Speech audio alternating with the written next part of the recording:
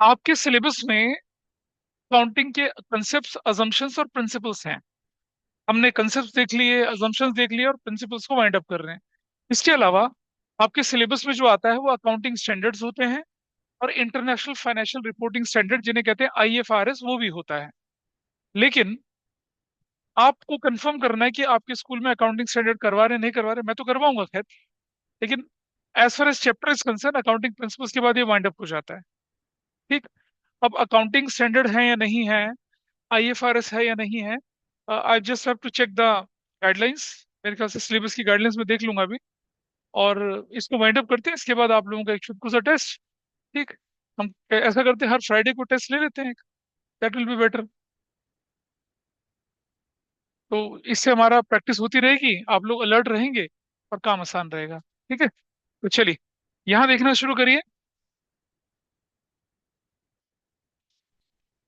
हमने verifiable objective concept पिछली class में पढ़ाया था। उसका मतलब ये था कि आपके पास जो भी ट्रांजेक्शन अकाउंटिंग की है, दैट मस्ट बी वेरीफाइबल, उससे आप वेरीफाई कर पाएंगे।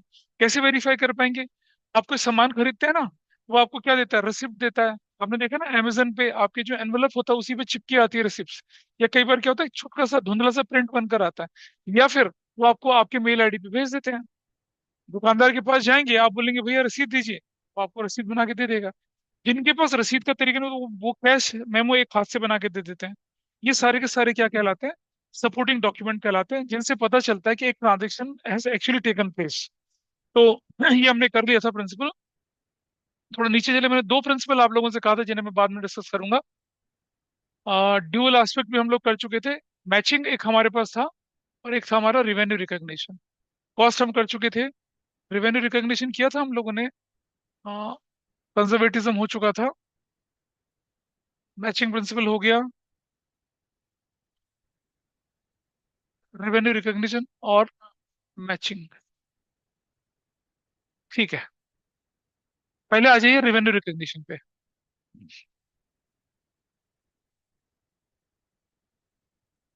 कि चलो मैचिंग ही कर लेते हैं पहले। और ड्यूअल एस्पेक्ट बताया था कि हर ट्रांजेक्शन के क्या होते हैं, दो दो पॉइंट होते हैं। आइए देखें। अच्छा, एक चीज बताइए कि as far as this principle is concern,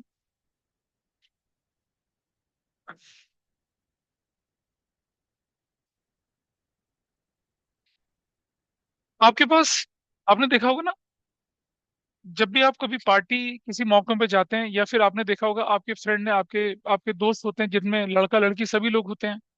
और जनरली क्या होता है कि जब आप क्लास में पढ़ते हैं ना, छोटी छोटी नर्सरी क्लास में, देखे ना, सबका कद वगैरह सब ऑलमोस्ट थोड़ा थोड़ा थोड़ा थोड़ा बढ़ा जाता होता है। लेकिन जैसे ही आप 10th पास करते हैं, 11th में आते हैं, तो कोई इतना हो जाता है, कोई इतना, कोई और उससे उतना। आप देखेंगे ना, there is a great difference in the Heights. वो क्यों होता है? वो डिपेंड करता है जेनेटिकली। कुछ बच्चों के माँ बाप छोटे से कद के होते हैं, तो उनके बच्चे छोटे, या कई बार लाइक 12th में एक बच्चा मेरे पास है। आप मतलब, मैं I am taking example, not in a bad sense. उसके मम्मी पापा लिटरली इतने इतने से हैं। वो लड़का मेरे बराबर है। उसके मम्मी, उसके पापा, उसकी बहन, तीनों इतने इतने से हैं। मतलब लिटरली मैं बोल रहा हूँ, इतने हैं। तो वो लड़का मेरे बराबर है। बहन भी उसकी उतनी है, लेकिन he is tall. So depend करता है, कई बार फैमिली में जेनेटिकली बड़े हो जाते हैं, छोटे हो जाते हैं। ठीक है। सर एक बात बताइए मुझे अब आप, कि suppose I am taking example here,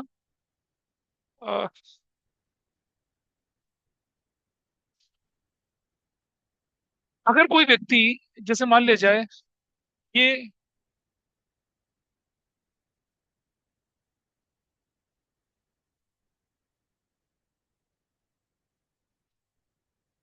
ये है, मान लो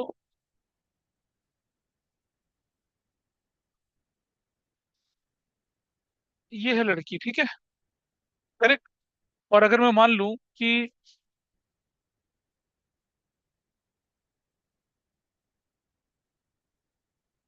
अभी दोनों ग्राउंड पे खड़े, ये भाई लड़का और ये लड़की है, इनकी जोड़ी कैसे लग रही है? फैंटास्टिक, बढ़िया लग रहा है। अबे, बताओ तो कैसा लग रहा है? अच्छा, लड़का गंजा है, कोई बात नहीं, चलो बाल बना देते हैं इसके। बताइए, कैसे लग रहे हैं दोनों? औसम ना? अरे मन की बात बोल दो ना, कैसे लग रहे हैं? शर्माओ मत, मैं कुछ क्या थोड़ी ना तुमसे। बता भाई कैसे लग रहे हैं? बढ़िया। तुम चलेगा, तुम्हारे साथ ऐसे चलेगा? नहीं, बढ़िया लग रहे हैं, तुम्हारे साथ ऐसे चलेगा? तुम यहाँ वो वहां, चलेगा? तो गलत क्या है इसमें? फिर मना क्यों कर रहा है यार? तुम्हें पसंद है, क्यों नहीं पसंद है? मिसमैच, अच्छा।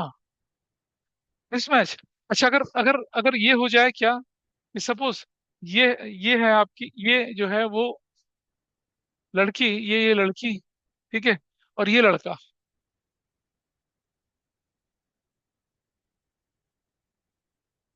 तो बताइए अब कैसा है?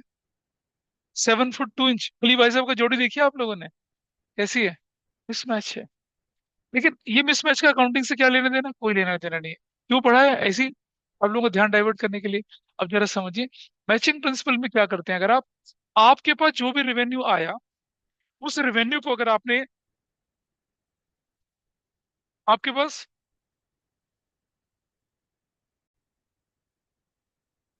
हाँ जी, मैचिंग प्रिंसिपल की मैं बात कर रहा हूँ आपके साथ। आपके पास जो भी रेवेन्यू आया, अगर उस रेवेन्यू को मैं एक्सपेंस के साथ मैच करूंगा तो मेरी ट्रू इनकम निकल कर आ जाएगी। आएगी ना, असली इनकम निकल कर आपके पास आएगी। लेकिन अगर आपने क्या किया, रेवेन्यू इस साल का था और एक्सपेंसेस पिछले साल के, अगले साल के, चारों पांचों साल के मिला के उससे कंपेयर किया, तो क्या बनेगा? मिसमैच बनेगा ना। तो रेवेन्यू रिकग्निशन प्रिंसिपल सिर्फ एक, सॉरी, मैचिंग प्रिंसिपल एक ही बात आपसे कहता है क्या, कि revenue generated in one financial year, ठीक है जी, and expenses incurred to earn that revenue must be match in order to get the appropriate profit and loss figure.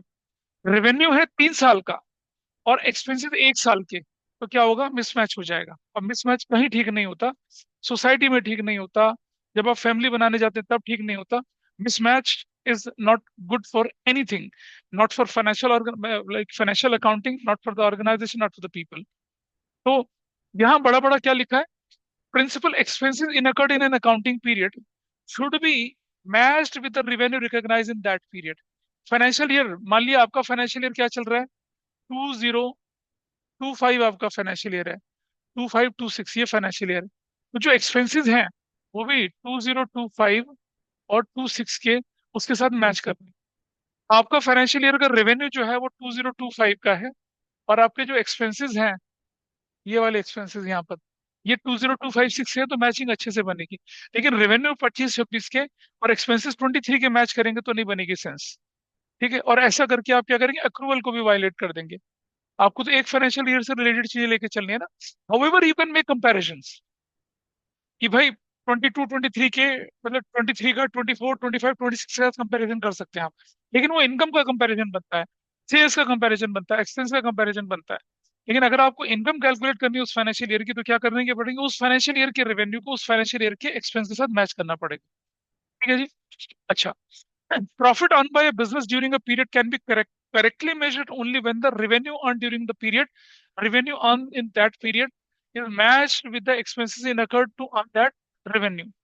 So matching of revenue with the appropriate expenses वही आपको correct profit and loss की figure निकाल कर देता है। अब एक बात ध्यान रखेंगे कि रेवेन्यू को मैच करते समय किस चीज का ध्यान देना होगा, देखिए जरा। हमने तो बोल दिया, मैंने आपको बताया था ना, रेवेन्यू कोर एक्टिविटी से भी होता है, नॉन कोर से भी होता है। एक्सपेंसेस कोर एक्टिविटी पे भी होते हैं, नॉन कोर पे भी होते हैं। रेवेन्यू रेवेन्यू रिसिप्ट भी होते हैं और कैपिटल रिसिप्ट भी होते हैं। और एक्सपेंसेस रेवेन्यू एक्सपेंडिचर और कैपिटल एक्सपेंडिचर भी होते हैं। ये हमने चैप्टर 2 में पढ़ा था। When an item of revenue is included in profit and loss account, then all the expenses incurred, whether paid or not paid, should be shown as an expense। हम एक चैप्टर आगे पढ़ेंगे। जैसे मान लिया जाए आपने सैलरी को प्रॉफिट एंड लॉस अकाउंट में डाला फाइनली, ठीक है जी, सैलरी अपने वर्कर को देते हैं। तो चाहे सैलरी आप दे रहे हैं क्लर्क को, चाहे दे रहे हैं अकाउंटेंट को, चाहे दे रहे हैं फाइनेंस मैनेजर को, चाहे दे रहे हैं सीईओ को, चाहे दे रहे हैं सीएफओ को, सब सैलरी के हेड में आएंगी। ऐसा नहीं करेंगे कि सीईओ की सैलरी अलग अकाउंट में डाल देंगे किसी का, बिल्कुल नहीं। ये कहते हैं अगर कोई एक एक्सपेंस आप लेके चलें तो उस एक्सपेंस से रिलेटेड सारे के सारे आइटम उसी पर्टिकुलर कैटेगरी में डाले जाएंगे, ये कह रहे हैं यहाँ पर, ठीक है। अच्छा, एक और चीज, चाहे एक्सपेंस पे करें या ना पे करें तो भी आपके एक्सपेंस माने जाएंगे। जैसे मान लिया आपकी सैलरी वर्कर की होती है 50 लाख रुपया, उनमें से आप 40 लाख पे कर चुके हैं, 10 लाख पे नहीं किया है। आप अकाउंटिंग क्वेश्चन पढ़ रहे हैं ना, आपको बताया था कि चाहे 40 पे किया और 10 पे नहीं किया, दोनों को मिला के एक्सपेंस कितना बनता है, 50 बनता है। So as per matching concept या एक्रूवल कंसेप्ट, चाहे एक्सपेंस पे हो चाहे ना पे हो, दोनों को क्या करना है, मिला के लिखना है। आपकी आपके बिजनेस की जो सैलरी है अपने एम्प्लॉयज के प्रति वो बनती है 50 लाख। आपने क्या कर दिया, 40 लाख तो पे कर दिया, 10 लाख नहीं पे कर पाए। आउटस्टैंडिंग है, फंड्स खत्म हो गए थे, आपने कभी दे देंगे अगले महीने, लेकिन उस महीने में, पर्टिकुलर महीने में, सपोज जनवरी के महीने में, आपकी टोटल सैलरी का एक्सपेंस माना जाएगा 50 lakh, whether you paid it और नॉट पेड इट। ये बात ही कहता है। तो जब आप एक्सपेंस को मैच करेंगे रेवेन्यू के साथ, इसी तरह से इनकम है, इनकम चाहे मिल गई या न मिली हो, लेकिन टोटल इनकम को आप क्या मानेंगे, रेवेन्यू का पार्ट बनाएंगे। जैसे मान लो आपको कमीशन मिलना था, या मान लो आपने सामान बेच दिया, सामान बेच दिया 80,000 का, 70,000 कैश आ गया, 10,000 कैश नहीं आया, तो आप ये थोड़ी बोलेंगे कि कैश 70,000 की, आपको तो टोटल सेल कितनी माननी पड़ेगी, 80,000 की, और फिर उसको एक्सपेंस के साथ कंपेयर करके अपना प्रॉफिट एंड लॉस निकालना पड़ेगा। So they just what telling you this point, कि आपने अगर कोई आइटम, तो चाहे वो पे हो या ना पे हो, should be shown as expenses. ठीक है जी। और एनी आउटस्टैंडिंग अमाउंट कुछ भी होगा, उसी भी आप प्रॉफिट एंड लॉस अकाउंट में दिखाएंगे ही दिखाएंगे। मतलब ये बात नहीं मायने रखते कि आपने पे किया नहीं पे किया, एक्सपेंस तो एक्सपेंस है, चाहे वो पे हो गया चाहे ना पे गया हो, उसको आप एक्सपेंस ही मान के चलेंगे। ठीक है जी। अच्छा, एक और चीज है, अगर expense paid during the accounting period हो गया, लेकिन उससे रिलेटेड रेवेन्यू जो है वो आपको अगले फाइनेंशियल ईयर में मिल रहा है, नहीं समझना बात को, आपने इस फाइनेंशियल ईयर में कोई खर्चा कर दिया, उसका बेनिफिट आपको अगले फाइनेंशियल ईयर में मिल रहा है, तो वो इस फाइनेंशियल ईयर का एक्सपेंस नहीं माना जाएगा, वो क्या माना जाएगा, एडवांस माना जाएगा। बताइए मुझे, आपने अपने वर्कर को सैलरी पे कर दी, ठीक है, दिसंबर के महीने में आपने वर्कर को जनवरी की सैलरी पे कर दी, या दिसंबर के महीने में आपने वर्कर को अगले साल अप्रैल की सैलरी पे कर दी, तो क्या होगा, वो तो एडवांस एक्सपेंस कहलाएगा ना, एडवांस सैलरी कहलाएगा। और एडवांस सैलरी इस फाइनेंशियल में तो होती नहीं, उसे एसेट्स बोल के दिखाते हैं। तो ये कहना चाहते हैं कि अगर आपने कोई एक्सपेंस इस फाइनेंशियल ईयर में कर दिया, जिसका बेनिफिट आपको अगले फाइनेंशियल ईयर में मिलने वाला है, तो उसे अगले फाइनेंशियल ईयर का एक्सपेंस मानेंगे, उसे एडवांस एक्सपेंस बोलेंगे। क्या बोलेंगे, एडवांस एक्सपेंस बोलेंगे, and that will be your current assets. ये लिख रहा है यहाँ पर, ठीक है। Such expenses will be shown as expense only in the next year and not in this year. Prepaid insurance, आपने इंश्योरेंस भर दिया अगले फाइनेंशियल ईयर का। अच्छा, पहले पता है क्या होता था, मोटर व्हीकल इंश्योरेंस में क्या होता था, कि आप एक ही साल का इंश्योरेंस भरते थे। लास्ट ईयर से गवर्नमेंट ऑफ इंडिया ने चेंजेस करे, उसने बोला अगर आप अपनी गाड़ी का इंश्योरेंस 3 साल का भरना चाहते हो तो भर दीजिए। अब मैंने क्या किया, 25 2025 में 26 27 और 28 3 साल का इंश्योरेंस प्रीमियम भर दिया। तो अब मुझे बताइए, मेरा एक्सपेंस, और मान लो वो 20 20,000 का था, 60,000 मैंने भरा, तो आउट ऑफ 60,000 मेरा करंट ईयर का एक्सपेंस क्या कहलाएगा, सिर्फ 20,000, 40,000 क्या कहलाएगा, मेरा प्रीपेड इंश्योरेंस। और वो एक्सपेंस कब बनेगा, अगले फाइनेंशियल ईयर में जाके बनेगा। ये कहना चाहते हैं, कोई एक्सपेंस अगर आपने खर्च कर दिया, इसका बेनिफिट अगले फाइनेंशियल ईयर में मिलना है, तो वो प्रीपेड कहलाएगा, एक्सपेंस नहीं कहलाएगा। ठीक है जी, ये बात। इसी तरह से revenues received but against if services will be rendered next year, वो रेवेन्यू को आप क्या बोलेंगे, एडवांस इनकम बोलेंगे। और वो आपकी रेवेन्यू नहीं है, वो आपके लिए लायबिलिटी है। जैसे आप एक कॉन्ट्रैक्टर हो, ठीक है, आप घर बनाते हो, आपको घर बनाने के लिए कॉन्ट्रैक्ट मिल गया, ठीक है जी, और आपको उस बंदे ने क्या कर दिया, 3 करोड़ रुपए दे दिया, आपने कहा घर बनने में 2 साल लगेंगे, तो आपका जो वो इनकम हो तो तब तो बनेगी जब घर पूरा बना के दे दोगे उसको। घर बना के दोगे आप अगले साल, पैसा सारा ले लिया इस साल, तो क्या कहलाएगा इस साल, वो एडवांस इनकम कहलाएगी ना, इनकम थोड़ी कहलाएगी वो advance income. Advance income is liability. पता चला वो बीच में आके बोलता है कि नहीं तुम्हारा काम पसंद नहीं आ रहा, कसम करो कैटर तुम्हारा पैसा वापस करो, यू हैव टू रिटर्न, क्योंकि आपने कैंसिलेशन क्लॉज डाला हुआ था बीच में। ठीक है जी। तो नेक्स्ट जैसे क्या बोल रहे हैं यहाँ पर, अनअर्नड सैलरी। अब जैसे मैं स्टाफ के पॉइंट ऑफ व्यू से सोचूं, स्टाफ ने बोला मालिक को कि सर मुझे दिसंबर के महीने में सैलरी दे दी, क्योंकि अप्रैल में सेटल कर लेना, अभी अप्रैल के महीने मेरे बच्चे का नया सेमेस्टर शुरू होता है, मुझे उसकी फीस देनी है। आपको एडवांस मिल गया, एडवांस सैलरी हमारे लिए क्या एक लायबिलिटी है ना, क्योंकि इसके बदले में हमें काम करना पड़ेगा फॉर्म के लिए। तो रेवेन्यू को मैच करना है एक्सपेंस के साथ, लेकिन ध्यान देना है वो उसी पर्टिकुलर फाइनेंशियल से रिलेटेड है, और अगर आउटस्टैंडिंग भी है तो भी आप उसको एक्सपेंस मान के चलेंगे। लेकिन अगर एडवांस है तो एक्सपेंस नहीं मानेंगे और इनकम भी नहीं मानेंगे। Advance expense become your assets, और advance income become your liability. That was your matching principle, इसमें इससे ज्यादा कुछ नहीं होता है। मतलब अगर आपको एग्जाम में लिखना भी पड़ा तो आपको इतना लिखेंगे काफी हो जाता है, ये 2 पॉइंट। ठीक है, ये लिखने की जरूरत नहीं है, this is more than sufficient. ठीक है। और इसी प्रिंसिपल की वजह से कोई एक्सपेंस एक्सपेंस बनता है और कोई आउटस्टैंडिंग एक्सपेंस कहलाता है। इसी प्रिंसिपल की वजह से कोई एक्सपेंस एक्सपेंस कहलाता है, कोई प्रीपेड एक्सपेंस कहलाता है। ठीक है जी। वरना एक्सपेंस तो एक्सपेंस ही है, न पे कर पाए तो क्या कहलाएगा, लायबिलिटी, और एडवांस पे करके तो क्या कहलाएगा, एसेट्स। इनकम इनकम ही होती है, ना मिल पाई तो क्या कहलाएगी, एसेट्स। और अगर एडवांस मिल गई तो क्या कहलाएगी, लायबिलिटी। यानी कि अगर मैं बोलूँ तो इस तरफ, अगर एक्सपेंस, एक्सपेंस, ठीक है, अगर पेड हो गया तो क्या बन जाएगा, एक्सपेंस ही रहेगा। ठीक है, यानी if not paid, if not paid यानी कि क्या हो गया, आउटस्टैंडिंग एक्सपेंस। आउटस्टैंडिंग एक्सपेंस तो क्या बन जाएगा आपका, लायबिलिटीज, लायबिलिटीज का पार्ट बनेगा। इसी तरह से इनकम जो होती है आपके पास, इनकम रिसीव्ड, अगर रिसीव हो चुकी है तो क्या कहलाएगी, इनकम ही रह जाएगी वो। लेकिन if not received, if not received तो क्या कहलाती है वो, एक्रूड इनकम कहलाती है। और हमारे लिए क्या होती है वो, करंट एसेट्स कहलाती है। क्या कहलाती है, करंट एसेट्स।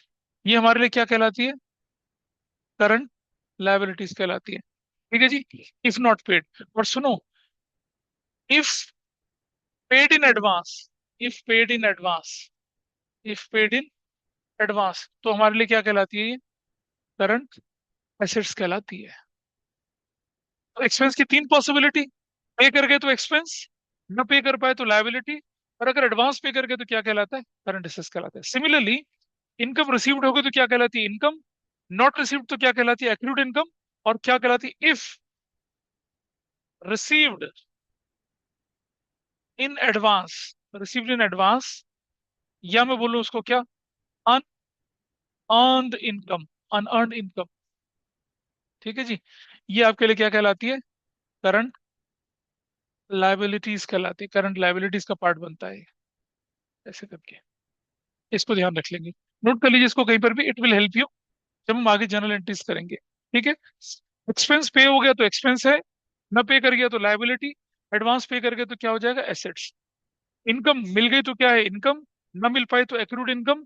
और अगर एडवांस मिल गई तो क्या कहलाएगी आपकी, अनअर्न्ड इनकम या लायबिलिटीज।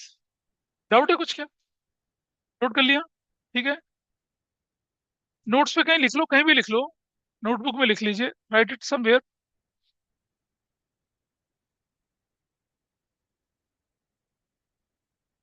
चलिए थोड़ा सा आगे, नोट करके तो आगे बढ़ते हैं। ठीक है, लेट्स मूव फर्दर।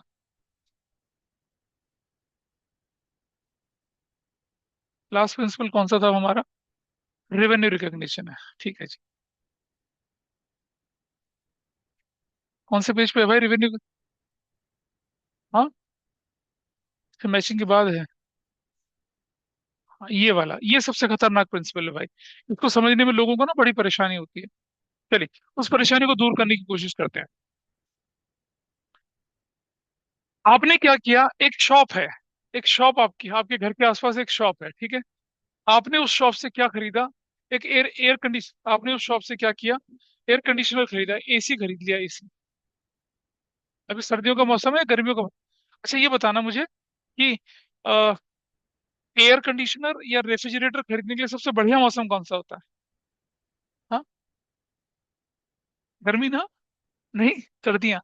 सर्दियों में ऑफ सीजन डिस्काउंट मिलते हैं। सर्दियों में क्या होते हैं, स्टॉक क्लियरेंस सेल चल रही होती है, क्योंकि सर्दी में कोई रेफ्रिजरेटर खरीदता ही नहीं है, ना एसी खरीदता है। मैंने अपने जितने भी एयर कंडीशनर खरीदे, वो मैंने खरीदे जनवरी फेब के महीने में। फेब के महीने में लॉट नया आ जाता है आराम से। और उसके बाद क्या होता है कि ये जो आपका गर्मी की इतनी शुरुआत नहीं होती है, लेकिन अगर आप मार्च अप्रैल और मई के महीने में खरीदोगे, एक पैसे का डिस्काउंट नहीं देता कोई। और फरवरी के महीने में बढ़िया डिस्काउंट मिलते हैं, डिस्काउंट मिलते हैं, एएमसी मिलती हैं, और वारंटी एक्सटेंडेड मिलती है, बहुत कुछ मिलता है। Then you have to make a bet still. आपने किसी शॉप से एक एयर कंडीशनर, मतलब एसी खरीद लिया, एयर कंडीशनर, और उसके लिए पैसे भी आपने जमा कर दिए उसको। एयर कंडीशनर जब आप खरीद रहे हैं तो दो कंडीशन है। आपने एसी, क्या हो गया, मिल गया। जब आप एयर कंडीशनर खरीदते हैं तो क्या चल रहा है, फ्री में तो आता नहीं है, पैसा दे के जाते हैं। और आपने देखा होगा ना, जो जो शॉपकीपर होता है वो आपसे पूरे पैसे लेता है, ऐसा नहीं होता। आपने बोला ऐसा करो, मैं आपको चेक दे देता हूँ, कहता ठीक है सर चेक दे दो, जब चेक क्लियर हो जाएगा तब डिलीवरी करेंगे हम आपको, ऐसा करके। क्योंकि दुकानदार आपके पास पूरा पैसा लेगा। आपने क्या खरीद लिया? एसी खरीद लिया, ठीक है जी। ये एसी खरीदा आपने, मान लो 1,20,000 रुपए का, ठीक है जी। और अब ये एसी जो डिलीवर होगा क्या आपके घर की तरफ, आपका होम है यहाँ पर, यहाँ ये एसी क्या होने वाला है? डिलीवर होने वाला है इधर, ये डिलीवर होगा इधर। कंडीशन नंबर वन, आपने कहा ये एसी मेरे घर डिलीवर कर देना। उसने कहा सर डिलीवरी चार्जेस लगेंगे। अच्छा डिलीवरी चार्जेस लगेंगे। उसने कहा, हमने कहा कितना डिलीवरी चार्जेस लगेंगे? कह रहा अपना डिस्टेंस बताइए। तो डिलीवरी चार्जेस जो थे, डिलीवरी चार्जेस, ध्यान से सुनना, वो उसने बोला कि ₹2,000 डिलीवरी चार्जेस लगेंगे। ठीक है जी। हमने कहा ठीक है, तो भिजवा भाई। अब एक में रखकर एसी आपके घर की तरफ आया, ठीक है जी। और घर की तरफ आपके पास आता है, और घर में आपके डिलीवर कर जाता है। और वो होता है ना बिल और वाउचर रसीद, उसमें साइन करा देता है, 2,000 के चार्जेस भी ले लेता है। आपने कहा एसी ना बाहर रख दो, हम उसे बाद में इंस्टॉल इंस्टॉल करने के लिए तो लोग अगले दिन आते हैं ना, दूसरे तीसरे दिन आते हैं। तो घर का वरांडा था, उसमें आपने रखवा दिया, कह रहा हम बाद में रखवाएंगे, ठीक है जी। वरांडा खुला छूटा। आपने अपने बच्चों को बोला दरवाजा बंद कर देना। बच्चे आपकी जनरेशन के ज्यादा ही लापरवाह होते हैं। हमारी जनरेशन के भी होते थे, लेकिन हम अपने माँ बाप की पिटाई के डर से सारे काम को ठीक ठाक रखते थे। बच्चों ने क्या करा, अपना स्नैपचैट में लग गए, और वहीं में दरवाजा खुला रह गया। कबाड़ी वाला आया था एक, उसने ऐसे ही उठाया, डाला रेडी में, निकल चला। बताइए, it was whose fault and it was whose loss? क्या ये दुकानदार का फॉल्ट है? क्या ये दुकानदार की गलती है? लॉस इसमें किसको होगा? आपको होगा या दुकानदार को होगा? तुम्हारा लॉस है भाई। उसने तो सामान डिलीवर कर दिया था ना आपको। डिलीवरी के बाद ये आपकी परेशानी है, आप उसे संभालो ना संभालो। Situation number two, situation number two, आपने बोला भाई डिलीवर कर दे सामान, ठीक है जी। सामान डिलीवरी हो रहा था।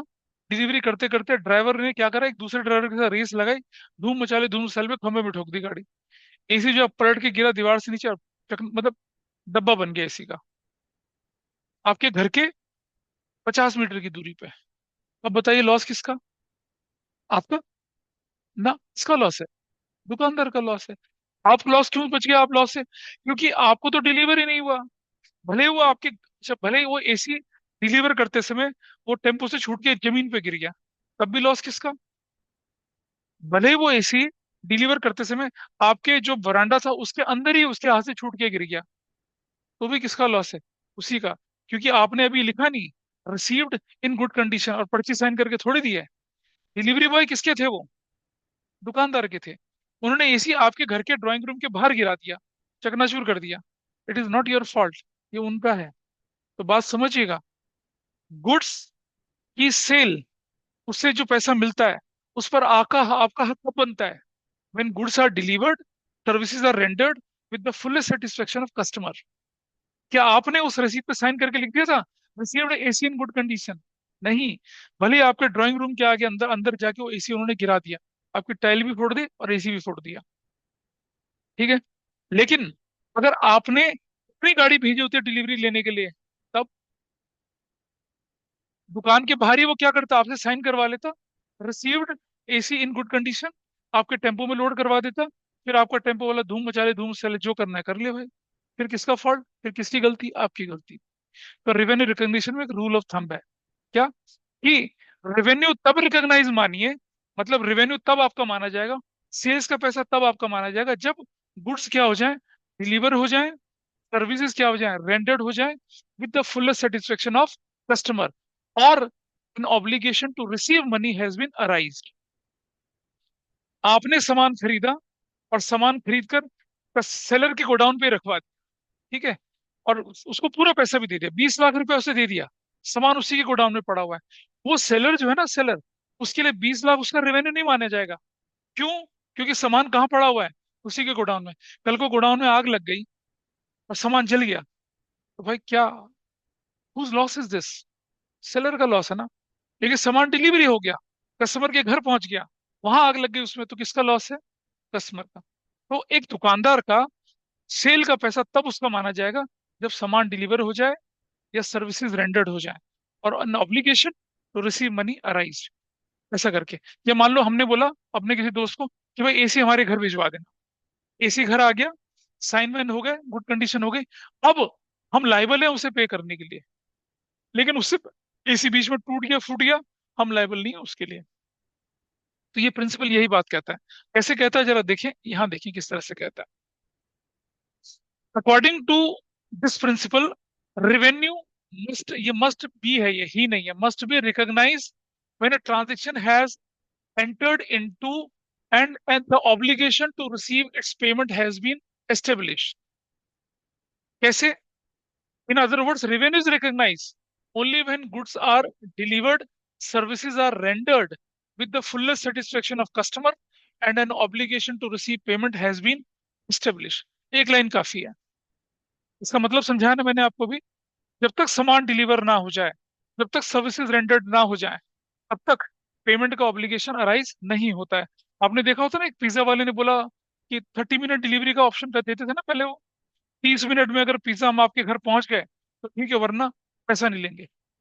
ऐसे ब्लिंकिट वाले या बाकी लोग कहते हैं ना 10 मिनट डिलीवरी, और कोशिश करते हैं कि 10 मिनट के अंदर अंदर आपके पास आ जाए। ठीक है। तो कोई व्यक्ति आपसे कह रहा है कि भाई हाँ, हम आपको आधे घंटे के अंदर अंदर सामान पहुंचाएंगे, अगर सामान पहुंच गया तो पैसा देना, नहीं तो नहीं देना। तो जब तक सामान पहुंचेगा ही नहीं, पूरी पैसा लेने के लिए क्या एलिजिबल ही नहीं है।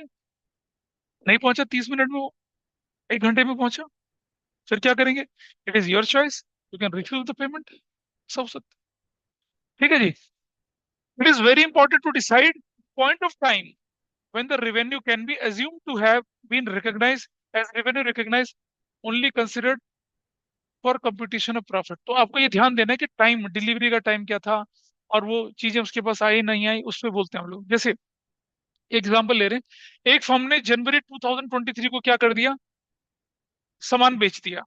पैसा उसे कब मिला? मार्च 2023 में मिला। As per the principle of revenue recognition, revenue from the sale should be recognise in January 2023। ठीक है, itself as the legal obligation to pay amount has been established on this date। सामान बेच दिया, डिलीवरी कर दी जनवरी 23 में, कर दी जनवरी 23 में, लेकिन पैसा मिल रहा है कब? मार्च 23 में। तो ये रेवेन्यू कौन से टाइम का माना जाएगा? जनवरी का ही माना जाएगा। लेकिन दूसरी तरफ सोचिए, अगर आपको एडवांस मिल गया था कब? जनवरी 23 में। ठीक है जी। और आपने क्या कर दिया, और सेल कब होनी है आपकी? सेल कौन से महीने में होनी है आपकी, जरा देखिए। आपको तो एडवांस मिल गया था कब? जनवरी 23 का। होल्ड करिए थोड़ा सा।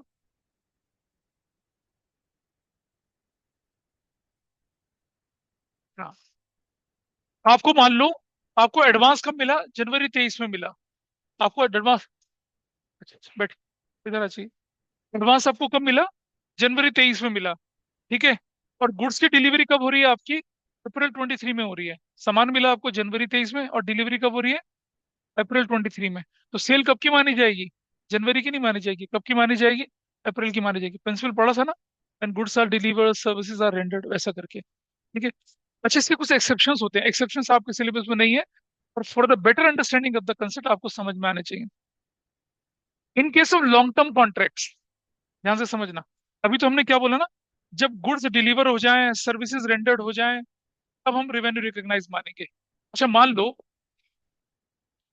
लो आप ना कॉन्ट्रैक्टर हैं, क्या नाम है आपका? आरुष।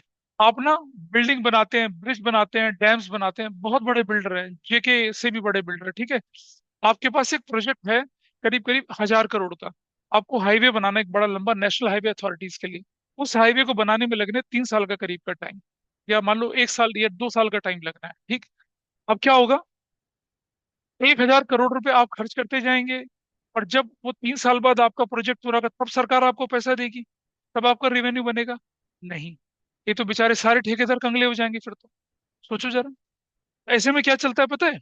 ऐसे में ये चलता है कि national highway authority of India के सिविल इंजीनियर आते हैं, और वो देखते हैं कि आपके हाईवे का 20% काम पूरा हो गया है। ठीक है जी।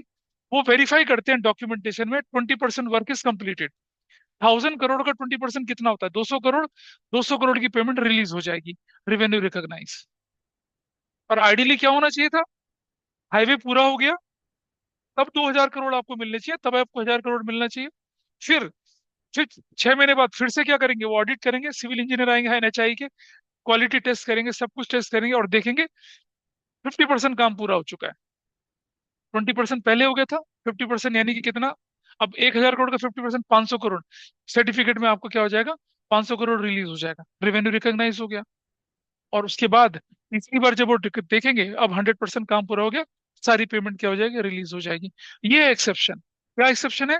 लॉन्ग टर्म कॉन्ट्रैक्ट के केस में, like construction work which take long time, say 2 to 3 years or more to complete, proportion of amount of revenue based on the part of contract completed by the end of the period is treated as realize.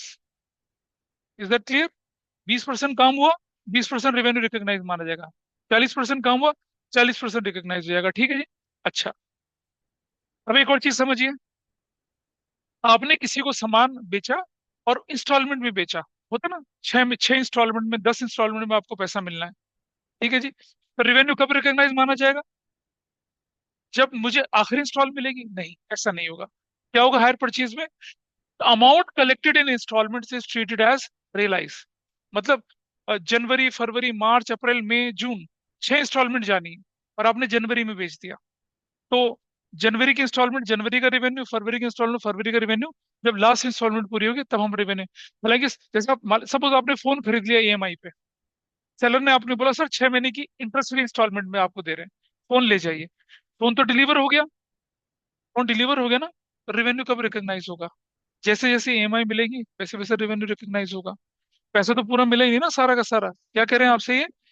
Higher purchase मतलब instalment पे, amount collected in instalment is treated as realise, ये बनता है।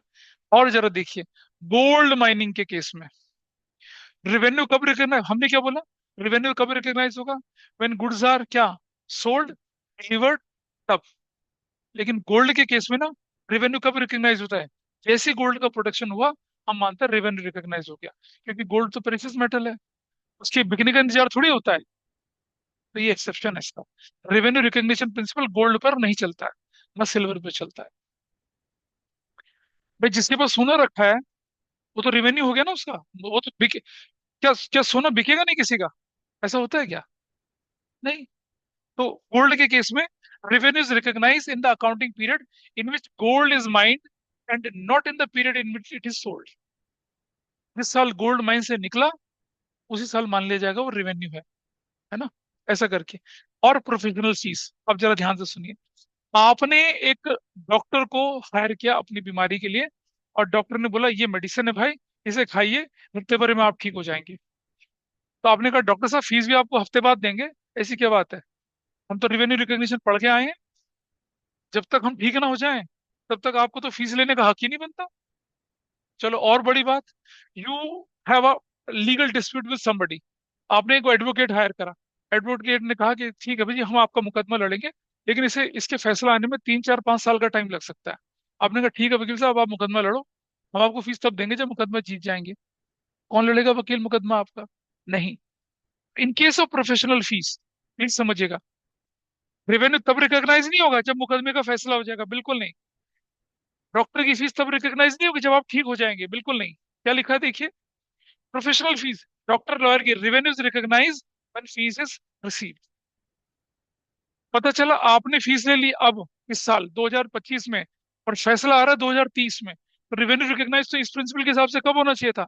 2030 में होना चाहिए था। नहीं होगा।